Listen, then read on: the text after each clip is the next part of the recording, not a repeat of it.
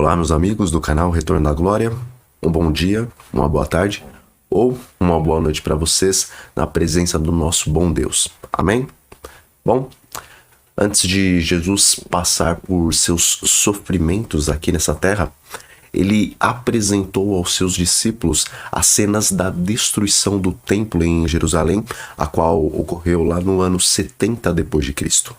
E no livro O Grande Conflito é descrito, meus amigos, vividamente aquele momento, e uma das cenas mais tristes que encontramos nesse relato é o momento em que, após os exércitos romanos invadirem o templo e começarem a dizimar os judeus que estavam se refugiando ali dentro, os sacerdotes começaram então a exclamar: Icabode, ou seja, foi-se a glória.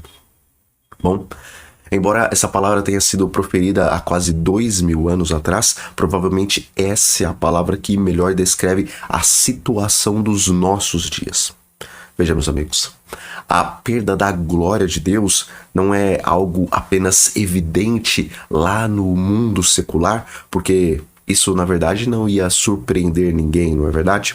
Mas o que realmente é chocante e triste e deve ser urgentemente enfrentado é a perda da glória de Deus dentro da Igreja de Cristo.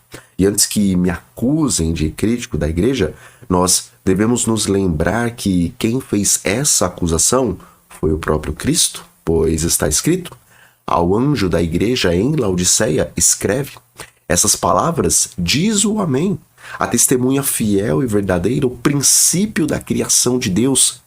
Eu conheço as tuas obras, que nem és frio nem quente. Quem dera fosses frio ou quente, pois dizes: estou rico e abastado e não preciso de coisa alguma, e nem sabes que tu és infeliz, sim, miserável, pobre, cego e nu. Isso está em Apocalipse capítulo 3, versículos 14, 15 e também 17. E comentando sobre essa situação, diz o Espírito de Profecia: um reavivamento da verdadeira piedade entre nós, eis a maior e mais urgente de todas as necessidades. Mensagens Escolhidas, volume 1, página 121. Bom, em Salmos 80, versículo 18, a palavra de Deus nos diz o seguinte: vivifica-nos e invocaremos o teu nome.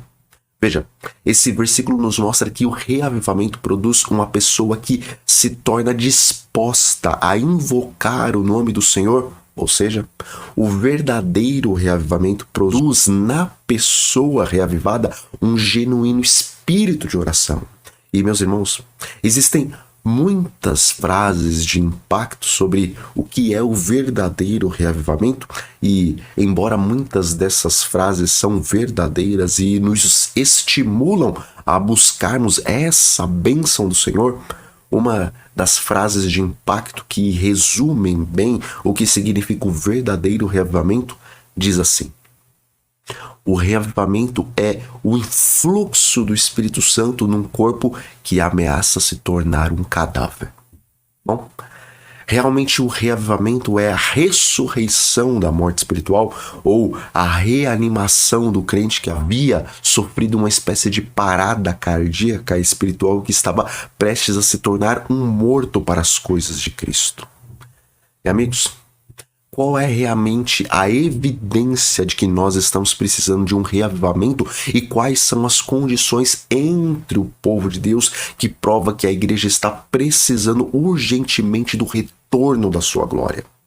Veja, eu vou tentar enumerar 6 fatores que apontam para a necessidade de um reavivamento entre o povo de Deus.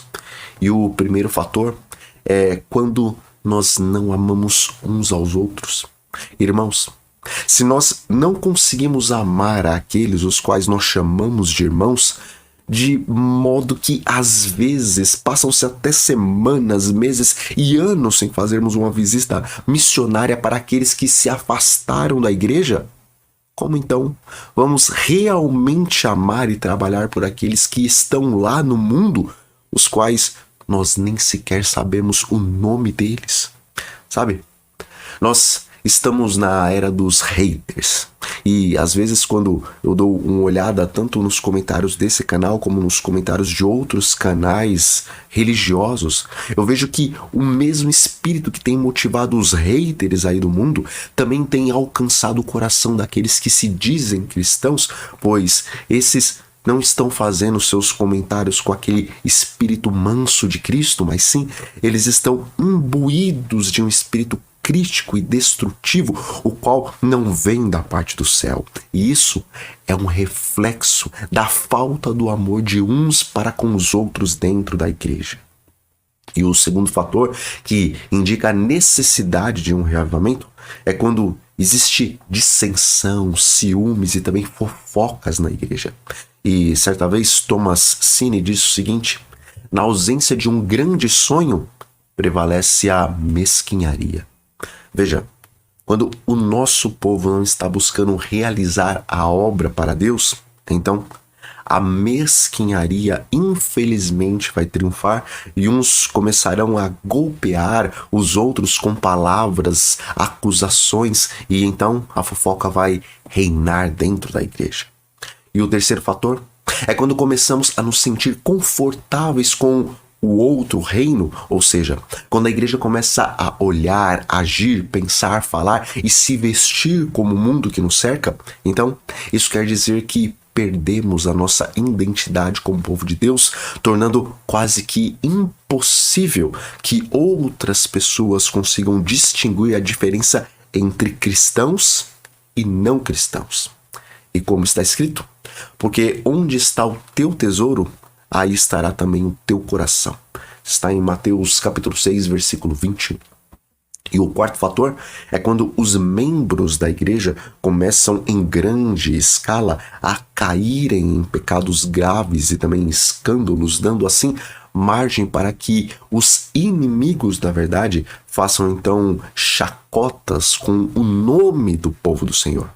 E o quinto fator é quando existe um espírito conflitante entre os irmãos e eles começam a debater sobre pontos que não têm verdadeiramente peso sobre a salvação, mas pelo fato deles terem perdido o foco de Jesus, então a vaidade espiritual toma conta do coração deles e eles não conseguem fazer outra coisa senão levantar debates e mais debates que não edificam a ninguém.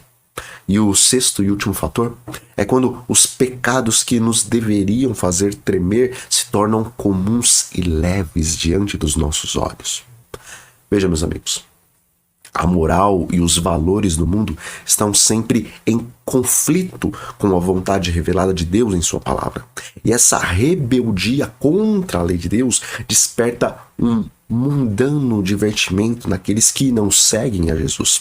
Contudo, enquanto o mundo está rindo e se alegrando com tudo aquilo que se opõe à lei de Jeová, em vez da igreja sentir repulsa por essas coisas, pelo contrário, a igreja também está rindo juntamente com o mundo.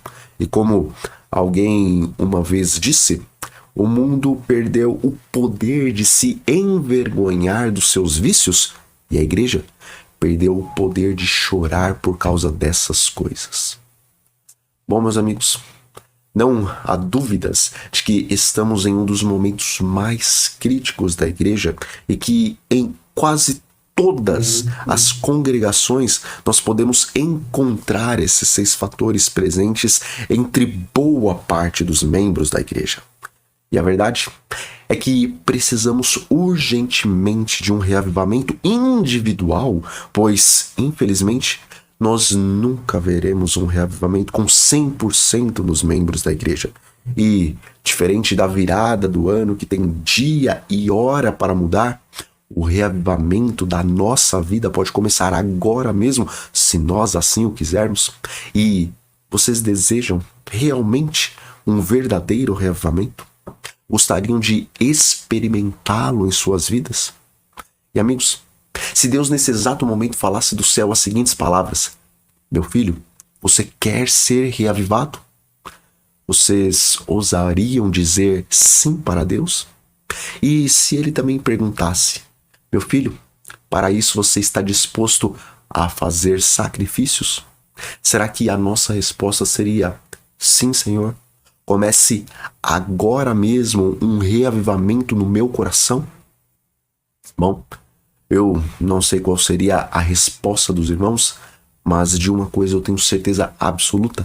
Nesse exato momento que nós estamos assistindo a esse vídeo, ainda que não estamos ouvindo audivelmente, Deus está dos céus perguntando para cada um de nós: meu filho, você deseja ser reavivado? E, irmãos, que a nossa resposta possa ser sim, Senhor. Comece agora mesmo um reavivamento em nossos corações. Então, meus amigos, nós vamos ficando por aqui.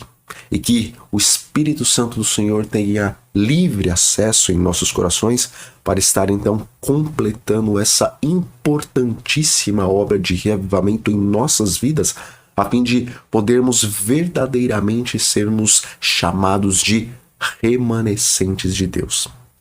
Um grande abraço então a todos vocês e até a próxima.